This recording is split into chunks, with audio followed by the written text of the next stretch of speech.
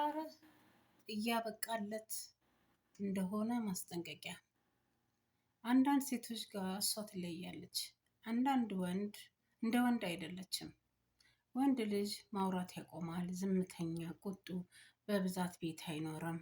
ሴት ግን እንዲህ አይደለችም። ሴት ልጅ በጣም የተረጋጋች ትሆናለች። አትጨቃጨቅም። ማንኛውንም ነገር ብትጠይቃት ብታረግ መጥፎ ነገር እያየች ራሱ ይሄ ቀይ መስመር ነው ቢባል እንኳን ዝም ነው የምትልህ። ሄድክ፣ መጣ፣ ቆየ፣ ዘገየ ምንም አይመስላትም። የፈለገ ታሪክ አምጥተህ ብታወራ ሕፃን እንኳን የማያምነውን ታሪክ እሺ ነው የምትልህ። አንተ በጣም ደስተኛ ነህ በዚህ ጸባዩ። ጸባዩ እንዴት ነው የተቀየረው ትላለህ። አንተ አታውቃትም፣ እሷ እያየችህ አይደለም። ስሜቷን፣ ፍቅሯን ሁሉ ካንተ ጋር የሚያገናኛትን ነገር ሁሉ ሰብስባ ሩቅ ቦታ አስቀምጠዋለች፣ ወይም እያስቀመጠችው ነው። አንድ በአንድ ስቴፕ ባይ ስቴፕ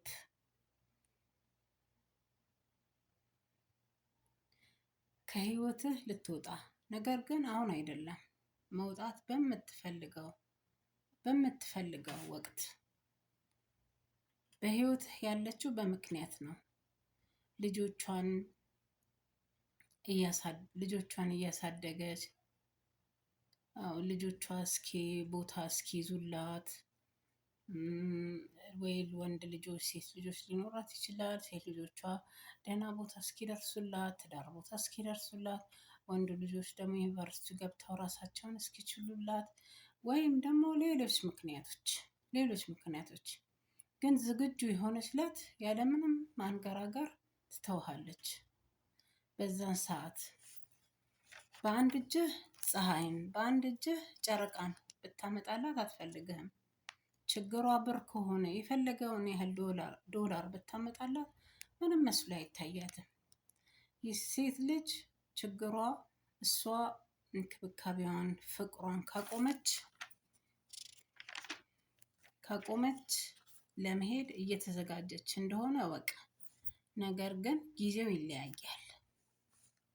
ፍታኝ ወይም ደግሞ መነጋገር አለብን የሚሉትን ቃላቶች ሌሎች ሴቶች ወይ ቤተሰቤ ጋር ውሰደኝ፣ ልብሷን ሰብስባ ተደኋን፣ እንደዚህ አይነት ሴቶች ወደ እሷ እንድትመለስ የሚያደርጉት የመሳቢያ መንገዶች ናቸው። ይህች ሴት ልትሄድ ስትፈልግ ግን አጠገብህ ነች፣ ግን እያየችህ አይደለም።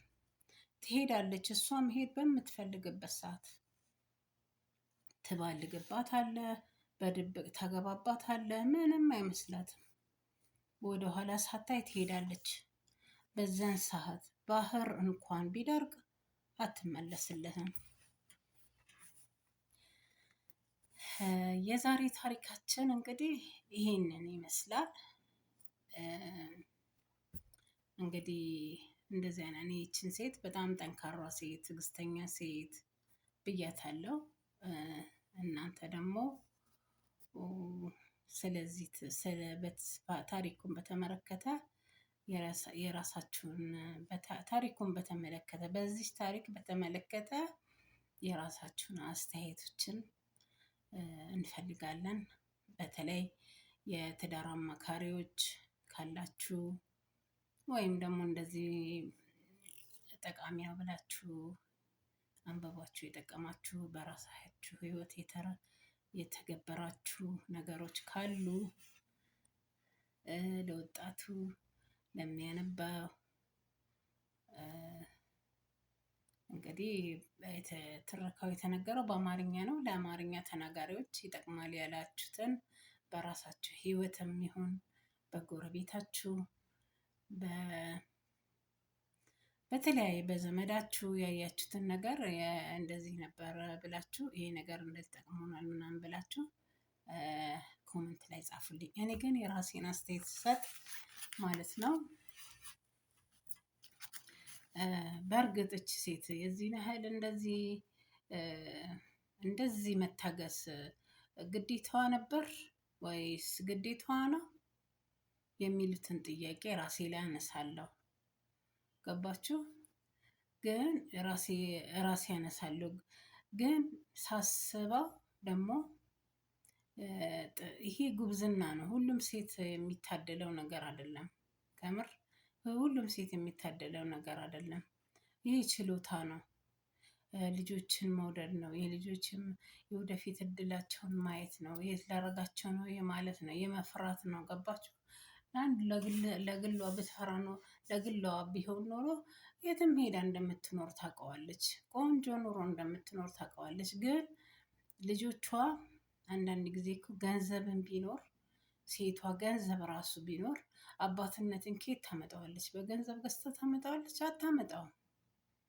አባትነት ቀላል ነገር አይደለም። ልጆቿ ሕፃን ከሆኑ በተለይ ይጎዱባታል። በተለያየ ቦታ ስትሄድ፣ መዝናኛ ቦታዎች ስትሄድ ልጆቹ የእኛስ አባት ማለታቸው አይቀርም፣ መቅናታቸው አይቀርም እና ደግሞ እሷ ላይ ተጽዕኖ ማድረግ አይቀርም። እሷ እንደማትፈልገው እሷ እንዳለ ያያቻቸው ነው መስሎ የሚሰማቸው። ስለዚህ ትዳር ማለት በጣም ከባድ ነገር ነው። በጣም ከባድ። እኔ ራሴ አውቃለሁ። የሆነ ዘመድ ነበረችን። ከምር ባሏ ዘመዳችን ነው። እኛ ቤታችን ነው ያደገው። እንደዚህ ከገጠር መጥቶ በቃ ቤት አድጎ እኛ ጋር አድጎ ምን ብሎ ከፋዘር ጋር ስራ እየሰራ ምናምን ለትዳር ሲደርስ ተዳረ እና ቤታቸውም ከቤታችን አጠገብ ቅርብ ነበረ። ግን በቃ ሁሌ ይሰክራል፣ ሁሌ ሚስቱን ይደበድባል። በቃ ሚስቱ ደግሞ እንዴት የምታምር ሚስት ነች የነበረችው። ትዝ ይለኛል በልጅነቴ ሁል ጊዜ እየመጣች በቃ እንዲደበደበኝ፣ እንዲያረገኝ፣ እንዲሆንኩ ብላ ስታለቅስ በቃ እኛ በቃ እንትን እንለም ትተው አትሄድም። ሁሌ እንደዚህ ማልቀስ፣ ሁሌ ደግሞ መጣች እንላታለን። ግን አሁን ካደኩ ወዲህ ምናምን አንዳንዴ ሳስታውሳት በጣም ነው የምጸጸተው። ያኔ እንዴት ጎበዝ እንደነበረች። አሁን ልጆቿ ቦታ ቦታ ደርሰውላት አግብተውላት ወልደውላት በቃ ተከብራ እየኖረች ሳይ ደግሞ እንዴት መስዋዕት፣ ትዳር ማለት ቀላል ነገር እንዳልሆነ ብዙ መስዋዕትነትን የሚጠይቅ ነገር መሆኑን ስረዳ ደግሞ በጣም እንደዚህ አይነት ሴቶች ከምር እንደው ዋንጫ ያስፈልጋቸዋል። የሆነ ነገር ተዘጋጅቶ ከምር በጣም ትልልቅ የሆነ ነገር ያስፈልጋቸዋል ነው የምለው። በጣም ጎበዞች ናቸው ወላሂ። ይሄን ያህል ችለው አሳድገው ለቁም ነገር አብቅተው ለትዳር የሚያደርሱ በጣም ጎበዞች ናቸው። እና የኔን አስተያየት እንደዚህ እንትን ብያለሁ። እናንተ ደግሞ እስቲ አስተያየታችሁን ኮመንት ላይ ስጡን። የሚመስላችሁን የሰማችሁን በታሪኩ ተመርኩዛችሁ ማለት ነው።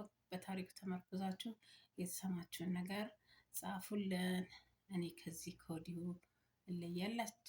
እለያቸዋለሁ። ባይ ባይ። ኮመንት ማድረጋችሁን ሼር ማድረጋችሁን እንዳትረሱ። ከየት እንደምትከታተሉኝ ደግሞ ጻፉልኝ። ከየት ሀገር እንደምትከታተሉኝ ጻፉልኝ። እኔም ፎሎ አደርጋችኋለሁ፣ እመልሳለሁ። ፎሎ አድርጉኝ፣ ሰብስክራይበር አድርጉኝ፣ አበረታቱኝ ማለት ነው። በተረፈ ባይ ባይ። በሌላ ታሪክ እስከምንገናኝ ድረስ ቻው።